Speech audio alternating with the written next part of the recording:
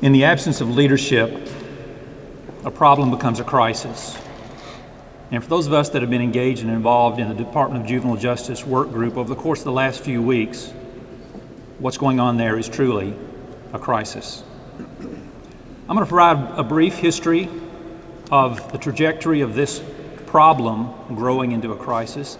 And it starts with the 2017 program review conducted by the Kentucky Department of Juvenile Justice regarding conditions of confinement and an assessment summary of key findings and recommendations, the crux of which staffing is the problem.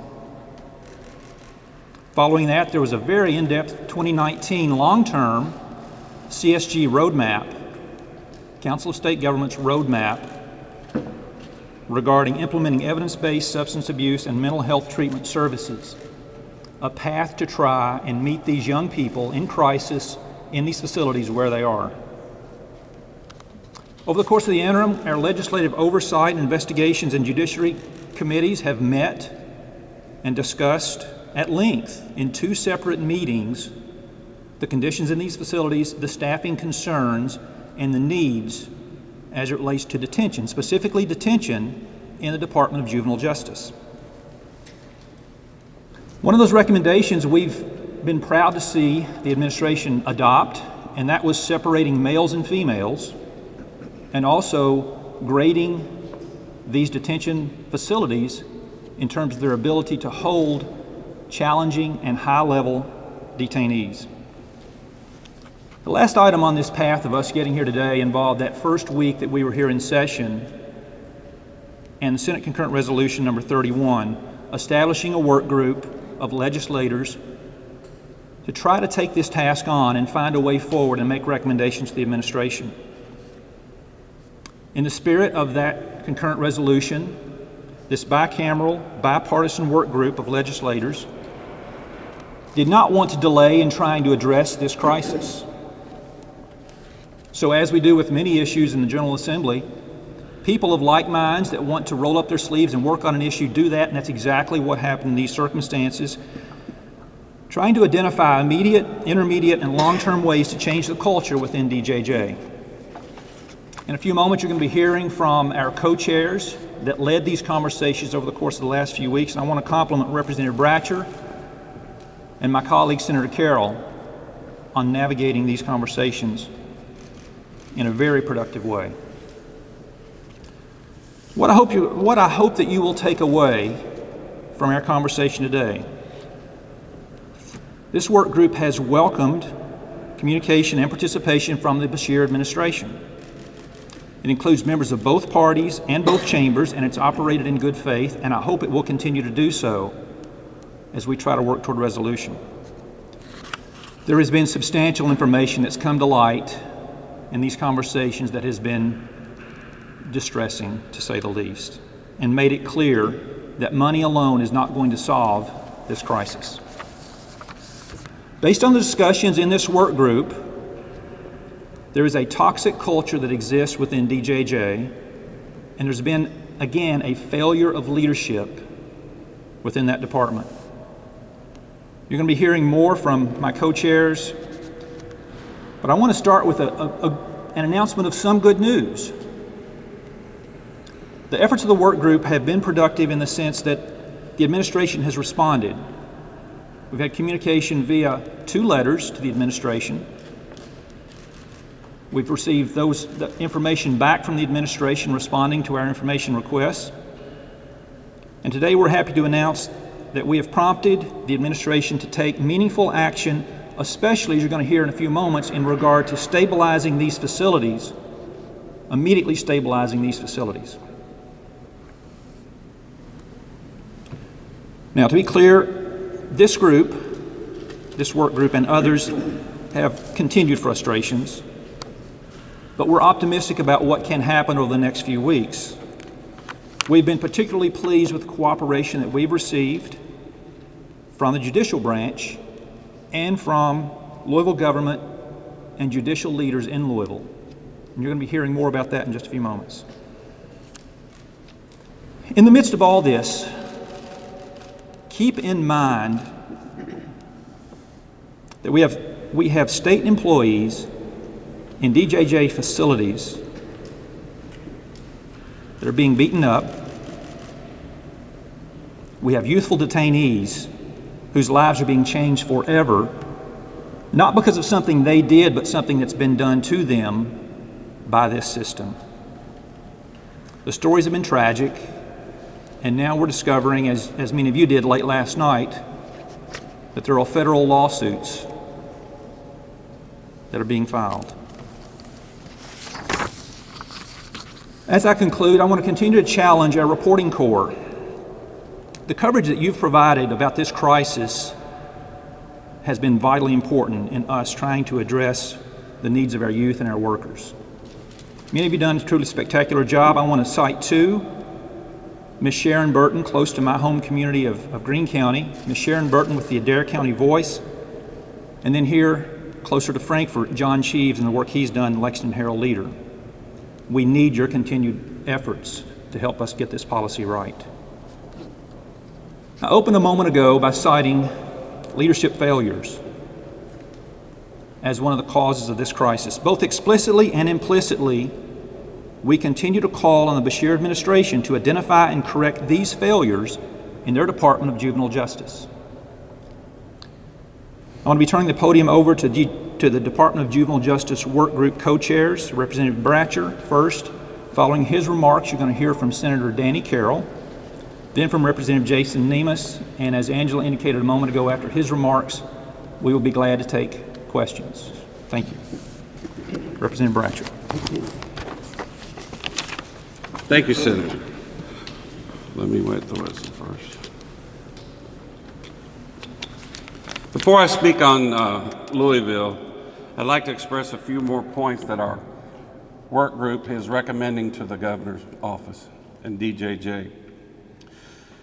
There needs to be a tracking notification system. Our committee came across several issues where nobody knows where the kids are in the facilities. DJJ must develop and maintain a tracking system similar to the Department of Corrections COOL system, which would automatically notify authorized parents, legal guardians, and law enforcement agencies of a detained youth location. Our committee heard of a slightly shocking story of when law enforcement went to a facility to pick up a youth, and that youth was not there. Upon investigation, he was at another facility. This is an important item that needs to happen. Also, to address the shortage of manpower DJJ is experiencing, we would recommend a program that resembles the Trooper R program. If you remember that was a program that allowed retired troopers to come back into the system and pick up right where they left off with their salary and their pension system and their benefits such as vacation days and sick days. We would highly recommend that to happen to address the DJJ problem. Now on to the largest city in the Commonwealth. Juvenile crime is driving the crime wave in Louisville. That was a quote in our committee yesterday from one of the top law enforcement officials in Louisville. These crimes include murder and carjackings, and it's happening in my district in Fern Creek. I'm getting sick of it, and it's happening all over Louisville, and I know Louisvillians are getting sick of it. We had a great talk with Louisville leadership yesterday. One of the best talks I've ever had with Louisville leadership since the Yum Center. It was a great meeting. We spoke with Mayor Craig Greenberg, his awesome deputy Mayor David James, the chief of police of Louisville, and 4 sitting judges that are on the front lines of the juvenile situation in Louisville. I can say we came out of that meeting all on board that Louisville is going to get a detention center and a good one. More details will be coming soon. Stay tuned. And we were looking for a detention center in Louisville that would be close to the child's parents, guardians, and clergy. That is what many clergy and leaders in Louisville are asking for.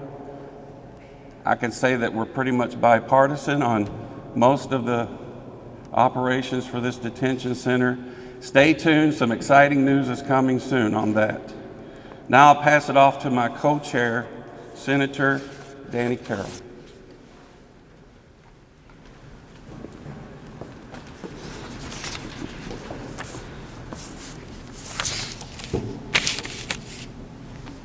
Good morning. It is an honor to be here this morning, and want to thank leadership for allowing me the privilege of co-chairing this informal working group that has been working diligently on this issue for this past month. We met 2 days each week, and lots of homework in between those meetings, lots of research, visiting various facilities, trying to get some insight on what was actually going on in these facilities. In my 8 years in Frankfort, this has been one of the most productive groups that I have been a part of. As the President Pro Tem said, a bipartisan, bicameral working group. A lot of good ideas shared and a lot of unity in the fact that there is a crisis within DJJ.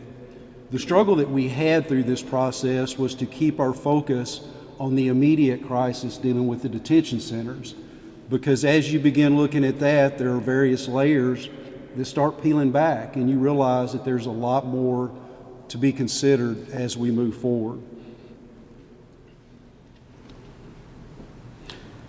We had good cooperation from the executive branch, although it was conditional at times, and this group was able to have discussions with people that normally would not have felt comfortable appearing before the cameras.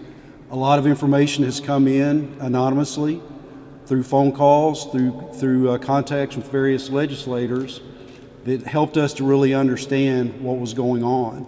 The testimony that was held before administration leadership was not as productive as we would like for it to have been, and there is still much more to be done in that area. And we're hoping that the administration will allow unfettered access to some of these folks. And I think it's very clear, anybody that's been in a leadership position, often you don't know what the problems are until somebody leaves or until something happens, because there is a fear of retaliation.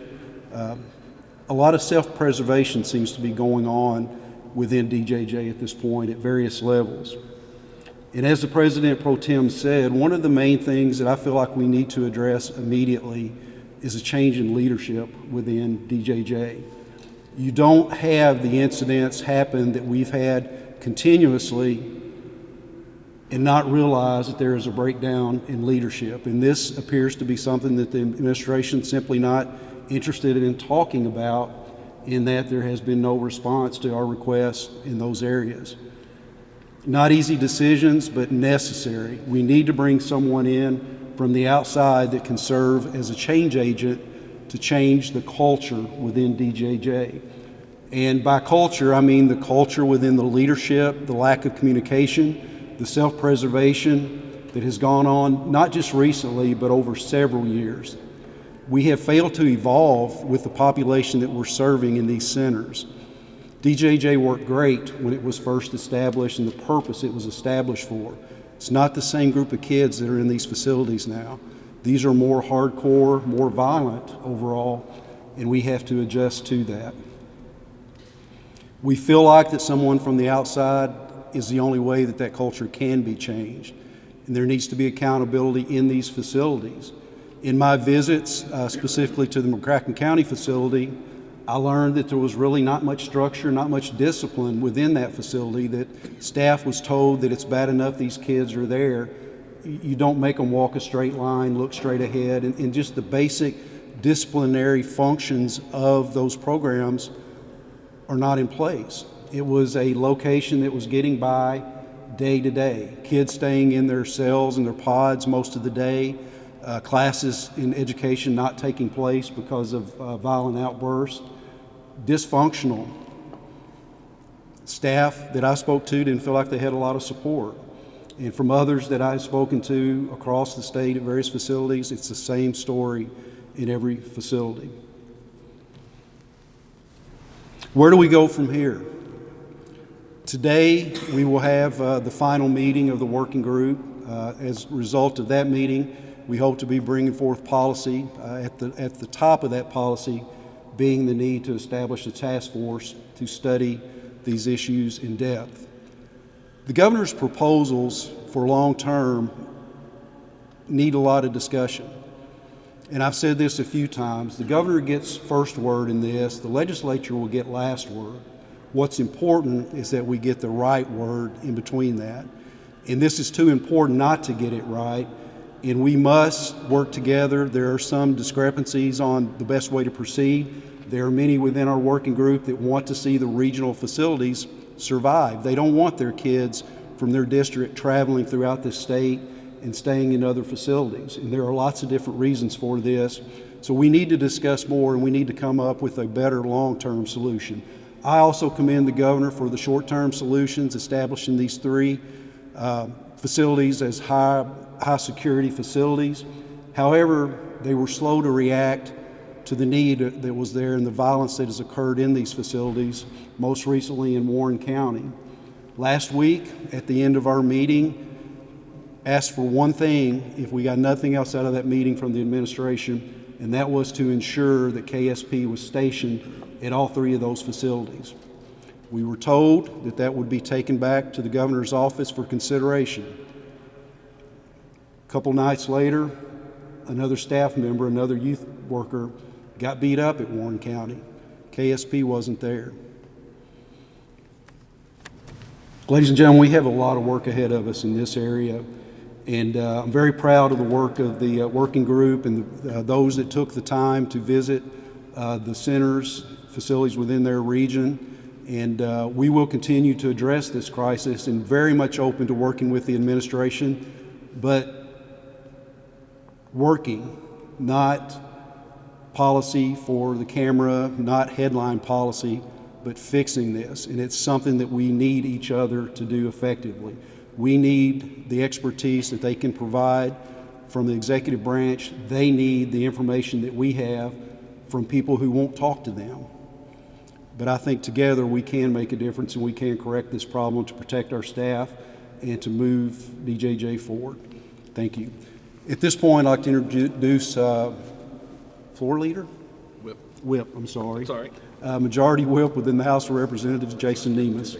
No, that's right. So I think everybody can see the tone we're trying to set. We're trying to work with the officials in Louisville and all three branches of government and the city government. We're trying to work with the governor, and we're not in any way trying to get any political points. So I'm here to make 3 points. I want to commend the governor on some steps that he's taken. I want to clarify the record on one thing that I think that there's been a misstatement or misinformation that the executive branch has put forward, and then I want to challenge the governor to continue to move forward in the right direction. First of all, I want to give the credit where it's due, and that is I'll start by saying how this began, this most recent version of events, and that is there was a riot in the Linden facility in Louisville and an escape and an arson. A number of first responders were attacked by juveniles who had taken over the facility. Natalia Martinez reported on that in Louisville. I immediately had a meeting with Commissioner Reese in the Linden facility and the leaders in the Linden facility, and realized they weren't up to the job and they didn't have control of the situation. So the Legislative Oversight and Investigation Committee had a series of meetings where we were trying to sink our teeth into it and get to the bottom of these things. We immediately made some recommendations to the governor. They didn't take those actions immediately, but they did ultimately take those steps. And also I want to commend the governor for separating males and females, which is really important. We saw recently what happened in Adair County with the multiple males raping a female. And so that was a very important step to take that the governor has taken. He should be getting credit for that, for taking that step. As Senator Carroll said, we wish it had been done earlier, but it's been done. And so that needs to be pointed out. Separating our juveniles by seriousness of crime is also something we need to commend the governor on. As Senator Carroll said, that's not a long-term solution, but we have a fire going right now, and we had to address the fire, and the governor has done that by separating these juveniles based on seriousness of offense, and that's another good step forward. Putting a trooper at the most dangerous facilities is another step the governor has taken that we want to commend him for, and then providing defensive training and equipment, defensive equipment, so our staff members, our facility, can defend themselves and protect these juveniles is another step forward. So the governor has taken a number of steps, many at our request, to protect these facilities, to protect these children and staff in our facilities, and we want to be clear that we're very thankful that those things have been done to protect Kentuckians. The thing I need to clarify is about the budget. Again, we want to be in a spirit of cooperation, which is what I think all of us are trying to convey, but we also have to make sure that we correct the record when it's been misstated. The General Assembly, since I've been here for 6 years, has met the governor's request and exceeded it in some instances. Governor Beshear has had 3 budgets since he's been the governor. We have not only met his request, but exceeded it. In this past year, for example, we gave a much more significant raise to staff members than was requested.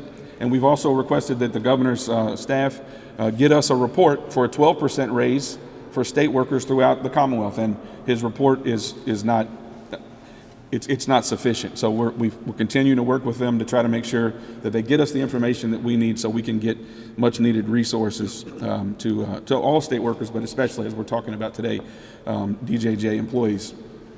The governor has said that he wants to get the frontline workers who are new to get them up to $50,000. While we commend the effort to raise the pay, and we certainly would have met that had he done that in one of his budget requests. We commend that effort. He's done that by using money for vacancy credit. So you have spots that aren't filled, taking the money that's been budgeted for those spots to the other facility. That's a creative approach, but it's not sustainable. So we need a request to make that a sustainable increase in pay going forward. He said $50,000. We questioned his staff on that. Why 50? And they couldn't defend it. So we can't just pull a number out of thin air and say, oh, $50,000. Well, is 55 necessary? Is 45 necessary? What is the number that's needed and why, based on data, and not just well, this is a good round number. So in his request that I hope he's going to make soon, we need information to tell us why that's the number that's important to solidify the safety at these facilities. So what do we need to do going forward? The important steps have been taken, but generally the easier steps have been taken. They weren't easy. They weren't easy, to be sure, but we've got big steps to be taken in the future. We must have access to all employees. Now, the governor says that he's not standing in the way of access, okay? But what the staff tell us is they don't feel comfortable, that they feel like their ability to speak with us is hindered.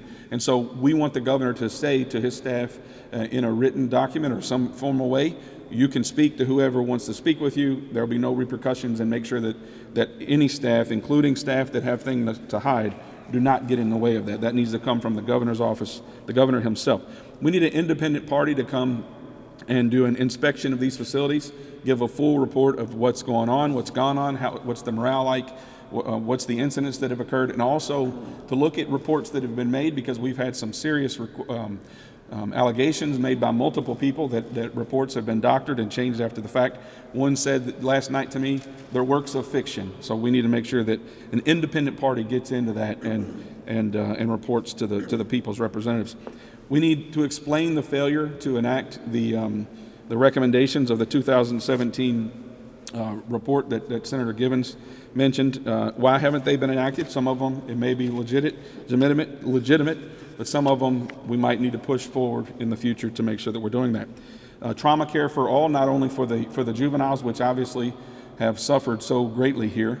Some of them in ways that it's unfathomable. But also to our staff. We've had 2 staff recently from Adair County that have been in the ICU for multiple days.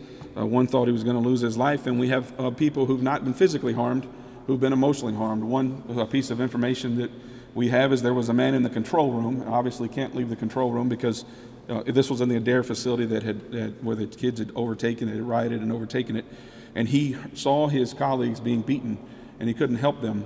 And most traumatic, I think, of all is that he heard the little girl being raped, and he couldn't do anything about it. And so that's tremendous trauma that must be addressed immediately, and I think the governor is working toward that. We need to make sure that continues. We've asked the auditor to come in and do an audit a full performance audit to make sure that that's another outside party that addresses the situation. But I think the single most important thing that can be done by the governor is we need an outside trustee to come in that doesn't answer to anybody in the Department of Juvenile Justice. The people of Kentucky have lost confidence in the folks that are running the Department of Juvenile Justice. Even if they were up to the job, which we don't think they are, even if they were, the perception is enough that would lead the governor, I think, to have an outside trustee come in and take over the department and fix it. Report to the General Assembly, report to the governor, but a trustee needs to come in. As we said, there's tremendous problems. Staffing is a major problem, but culture is a major problem. Leadership, I think, is the principal problem.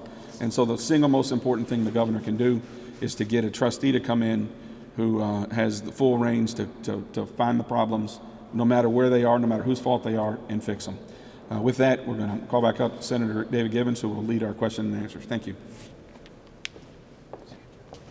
Thank you. And so as we prepare to go to question and answer, you've heard a summary of what we've done over the course of the last few weeks, specifically the two letters. One, a very pointed letter with bullets to the governor asking him to address immediate concerns.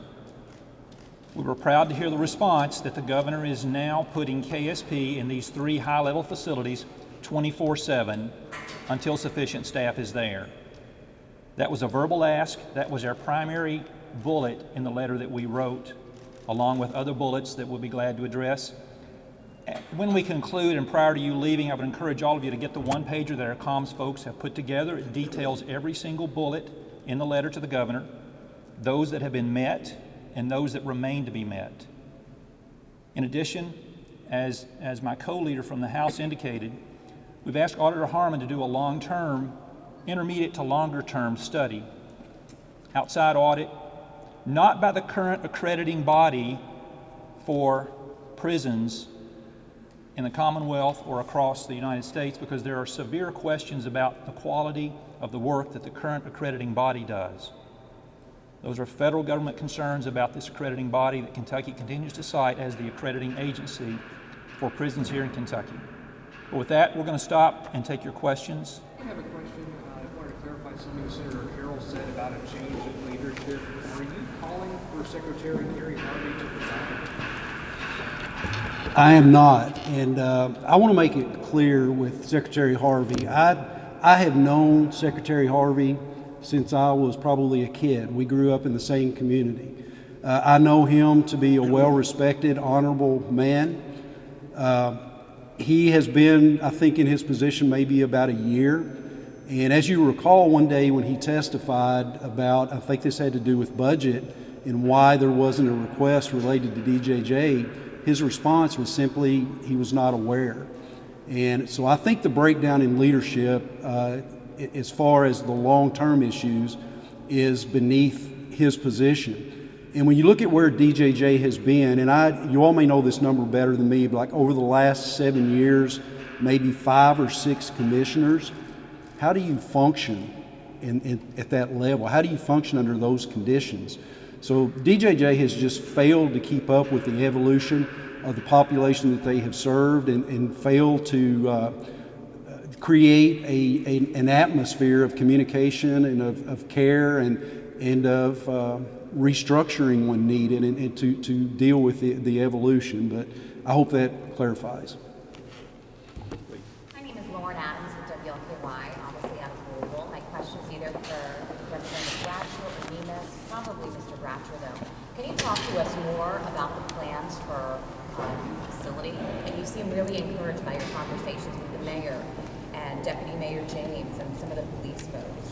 Yes, there's a good possibility that the old JYCD building could be open. I don't want to 100% confirm because we're in discussions, and I don't want to overstep where Louisville is. I just know that the leadership of Louisville is very interested. They're willing to work with us. We're willing to work with them, and it's needed, and I believe we're going to see it very soon. I do have a House Bill 3 dealing with DJJ. There'll probably be several bills this session, but one of them I'm sponsoring, and it's going to ask for $8.9 million to retrofit a building, and hopefully it's the JY building, to house a detention center. How soon could that happen? Well, I hope to get the bill passed this session, and then, the mechanisms take off from there. You know how government can be. Hopefully it'll be quick. John Sheaves is the Herald Leader in Lexington. On the Louisville facility, I know Governor Beshear has said that they're slowly reopening the existing one, which had been physically inadequate. It's going to be open to very young offenders and low-level offenders. Would your ideal be that the new Louisville facility would be able to handle all levels, including people now being sent off to Adair and other places around the state? Absolutely, that's the goal. I know the governor is setting up Audubon, the Linden Road facility for 14 and under, low security, but that's not going to suffice. We're going to have a full-fledged detention center in Louisville. That facility in Linden was not built for a detention center. It was built for more like a youth development center or a day treatment center. Or I mean, every building could be retrofitted as needed if there's the dollars there, but we're going for a full-fledged detention center in Louisville.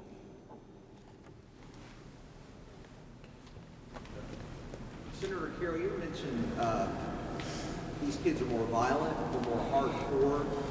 Do you know, what's the root problem for all of this? And if you're all looking into what is causing these kids to be that way, to be put in these facilities in the first place, is there something going on in the homes of these kids that is causing them to create these massive problems? I think you can find many different answers to that question, just depending on how far you want to track it back. And does it start within the home? Absolutely it does. And I think we all agree that to ever really make an impact on these issues, it's got to start at home, and we have to go from there. I think over recent years what we've seen is there's been a reduction, a pretty large reduction, substantial reduction in the number of low-level offenders that are in these facilities. Senate Bill 200 is part of that, and I think there is just not an appetite in society these days for juvenile offenders, low level, for them to be in detention facilities. And as a result, it's the more violent, serious offenders that are in these facilities. And the program was structured when DJJ was first created to deal with the kids that can be saved, that the programs work, and there are some excellent programs within DJJ. And so I think that's where it comes from. And you see that not only in the detention centers, but you see, I visited the Mayfield Youth Development Center twice in the last few weeks, and one of the recent assaults they had there, this was kids from Louisville that were there, and these were kids that were gang members, and so where these kids coming from the inner city, and I'm not being judgmental on these kids, the pertinent information to this is the gang relationships and the violence that these gangs perpetuate. And this is spread throughout the state as these kids go to different centers, and it creates an unsafe environment. So it's a different population. DJJ has got to adapt to that and maintain programs, but first and foremost, maintain safety. If I could follow, before you ask your question, sorry, I want to follow up on yours briefly because I think there's a really good point that needs to be emphasized, and that's the longer-term solution, and that's what you're asking about. Specifically, and I mentioned it in my remarks, I think I've got a copy here in my information that I brought with me. But the National Reentry Resource Center in 2019, with the help of the Council of State Governments, provided an in-depth roadmap of the needs of these young people in these crisis situations and the supports that should be provided to them. So one of the charges we're going to be putting to the auditor as he does a performance audit is to measure this administration's efforts toward implementing this roadmap of solutions to meet these young people where they are. Now, go ahead. I know the focus is on the immediate crisis, but what was the trauma care that Representative Nevis was talking about for both kids as well as what was? So one of the things we've asked the governor to implement, and you'll see it as a bullet on the handout, the takeaway that you have with you, is immediate trauma support for the young people in those facilities along with the staff. Our state employee health plan provides trauma support. We're hoping that retirees, workers that have left those facilities are accessing those services. In addition, we've asked for the sheer sake of humanity to have an outside entity walk through these facilities and make sure that some of the stories that have been made available in the media and that we've heard word of mouth and secondhand are not still going on. Girls without showers for 11 days and then being made fun of on social media for not smelling correctly. We've got to be able to meet these young people's immediate safety needs, but also their mental health needs, and we're hoping that that trauma support can be provided. What are you telling these families that have, these kids in juvenile facilities and they continue to see all these attacks, in Warren County and Adair and the other rest of the counties? What are you telling these families? I'll start, and then I think some others may wish to weigh in on that, because I think that's something that weighs heavy on me.